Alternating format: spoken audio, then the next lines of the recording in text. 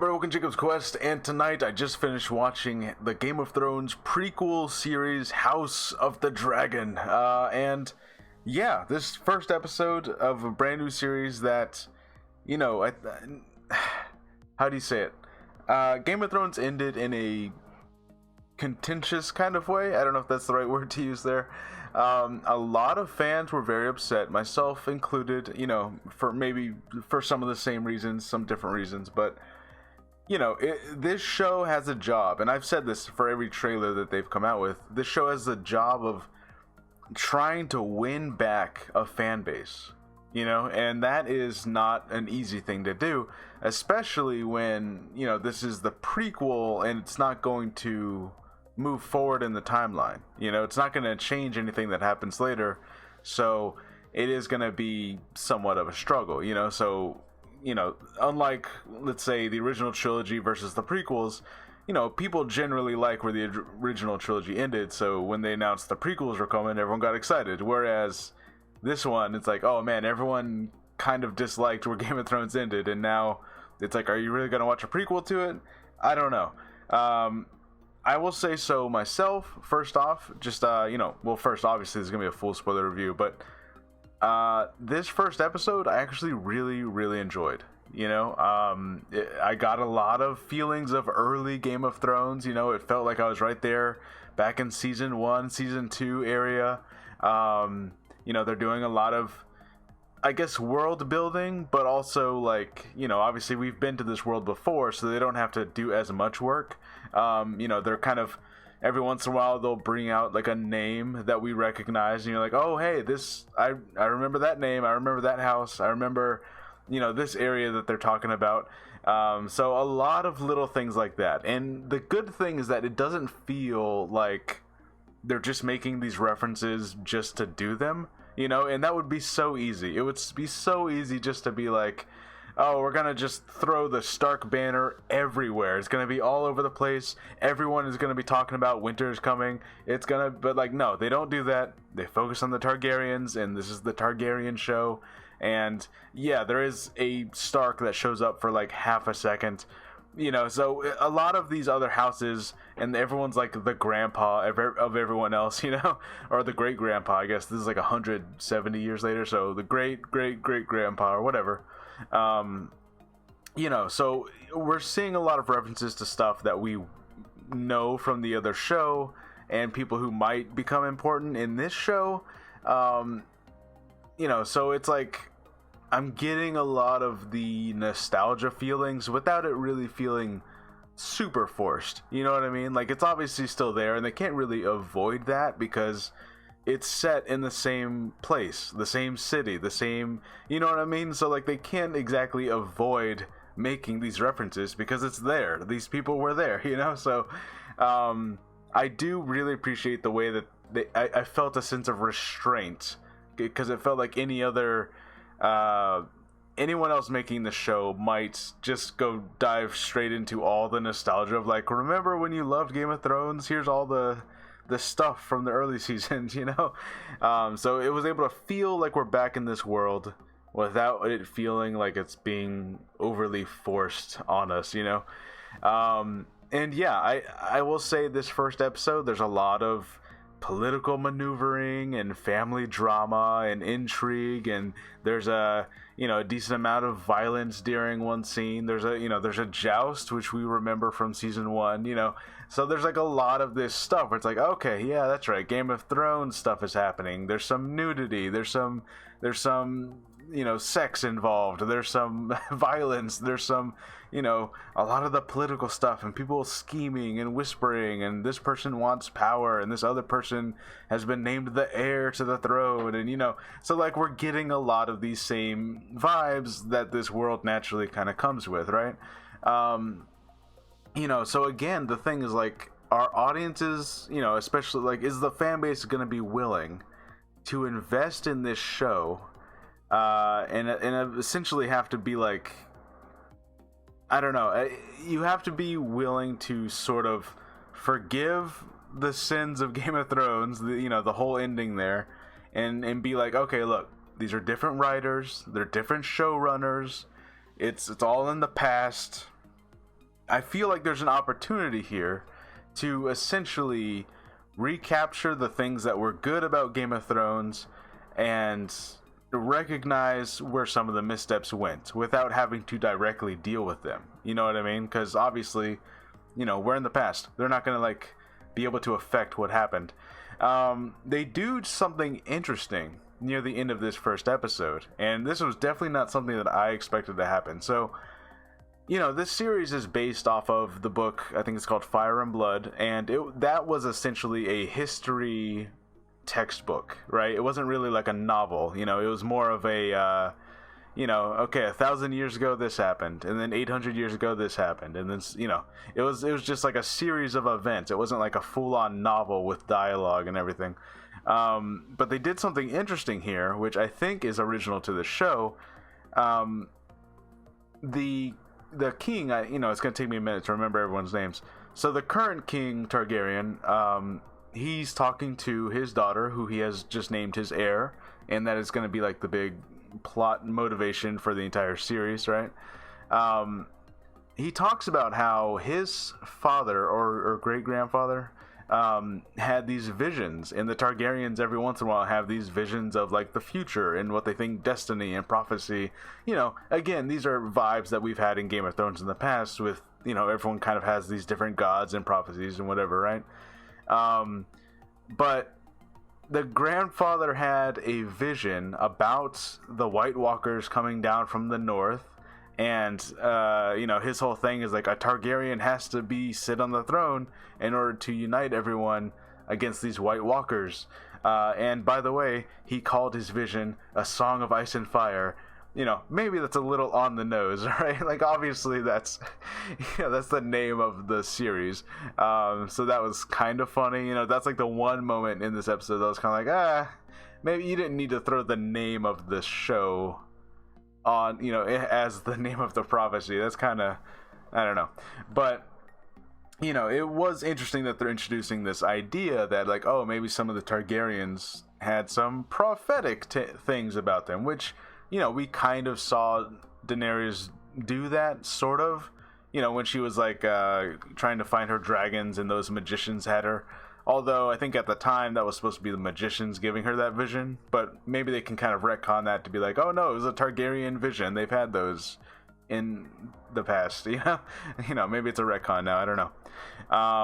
But it is interesting. I wonder if that's like the one way I can see them maybe kind of playing around with like future events. Like they can now kind of, reassemble things to be like, oh, well, the Targaryens knew this and this was going to happen because they had a vision, maybe they can kind of reframe things a little bit. I don't know.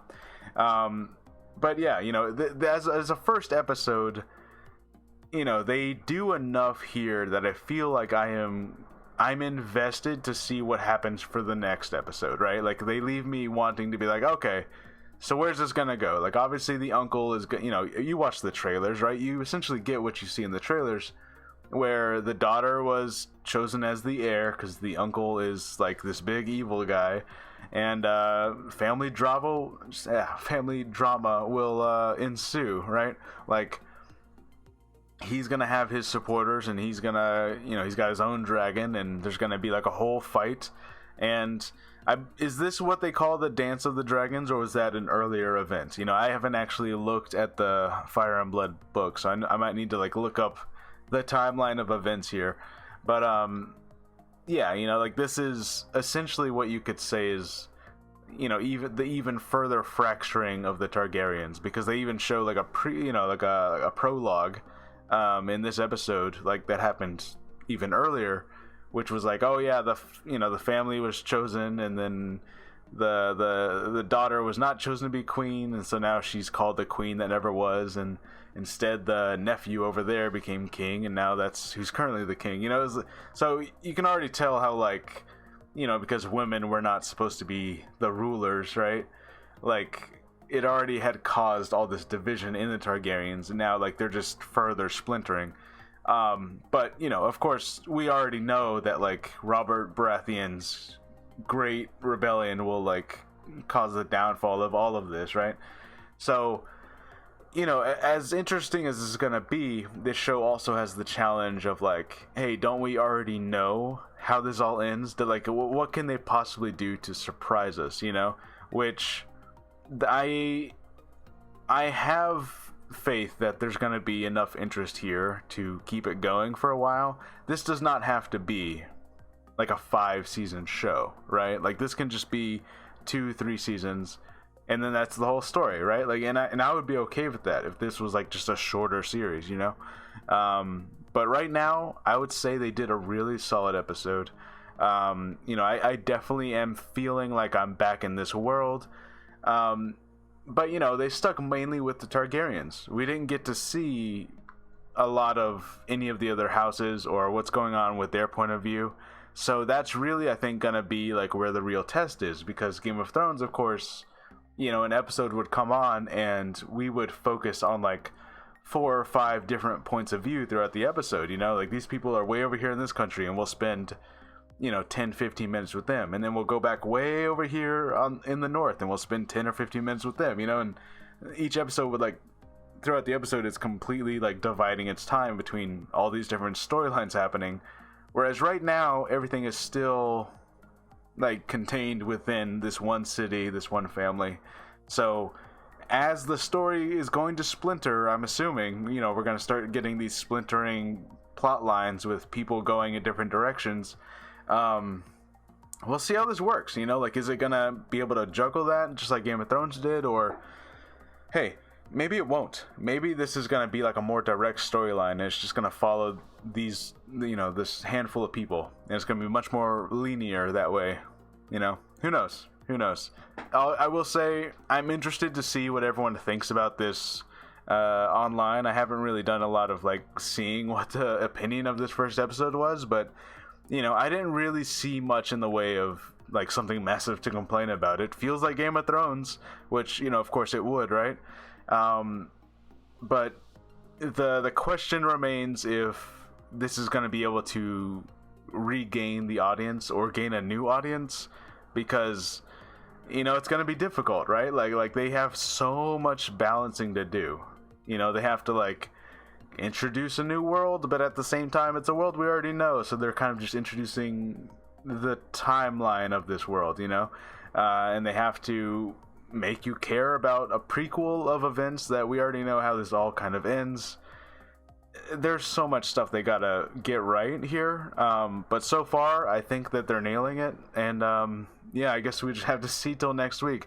I'm not fully gonna go and say like, oh, they did it, it's a success, because I feel like it's just way too early. Let's wait till like 3-4 episodes in, and then I'll be like, okay, they're really doing it, or it's maybe it's kind of getting shaky. I don't know. Right now, I can't say either way. I'll say this one episode I thought was pretty good, but obviously it's way too early to make a judgment on like how the show's gonna actually end up going. This could completely turn around and fall flat. I don't know. But also, I'm gonna go on Twitter. I'm gonna go on YouTube and Instagram and wherever else. I'm gonna see people's opinion. Like, are they willing to invest in this again? Or is everyone still too haunted by the last season of Game of Thrones to like even bother? I know someone personally who they've already told me they're not watching this show. They're like, I could not care less about this show, and it's like, I can't blame them. I can't say that that's not fair, right? Like, I know that it's the different showrunners and different writers and directors and all that stuff, but when something like that happens at the end of Game of Thrones, you can't blame fans for losing faith in it, right? And not caring anymore, especially because it's a prequel. So it's like, how much can you expect them to invest and care immediately, right? I don't know. I think I'm more forgiving of franchises than most people. Maybe as you've seen with all my coverage of different franchises. But like, even though I, just like everyone else, had a lot of problems with season 8 of Game of Thrones, I'm willing to give this a chance, but I'm not ready to say exactly like, oh, they're doing it. We still gotta wait and see. The first episode I thought was good. Let's see how the next couple go. Let's see how they go. Let's see where this is going. Are they going to divide the plot lines? Or are they going to stick with just the Targaryen family? you know, I don't even know like what the storytelling structure is gonna be really. You know, like this first episode was so contained, but you know, it was kind of like just the setup episode. You know, it feels like we literally just started. So I don't know. We'll see how this all goes. I'm sure there's gonna be plenty of surprises and stuff that I don't see coming. And you know, just like when Game of Thrones first aired, I have not read the books. I haven't looked up like what happens. So any kind of like spoilers out there, or someone's gonna be like, well, that character is gonna die at this point, you know, like I don't know. I haven't looked it up yet. So yeah, anyways, let me know what you guys think about House of the Dragon. Are you willing to give this show a shot? Are you willing to like, okay, I'm just gonna invest the time and I'm gonna sit down every Sunday and it's just Game of Thrones again, right? Game of Thrones is back. Or are you kind of more cautious? Are you gonna wait, see how the first couple episodes go, and just like, you know, like like kind of are you ready to step away if you have to? You know, are you already like kind of 1 foot out the door waiting to see what happens kind of thing, you know? And again, I can't blame you if you are like that, right? Like they did it, you know, it's not your fault. So anyways, let me know what you guys think about this first episode. Let me know how you feel about the series overall now that you've seen that first episode. You know, and is this a franchise that can just come back like that, you know? I think it has that potential, but hey, we'll see. We'll see. All right, I'll see you guys on the next episode. Bye.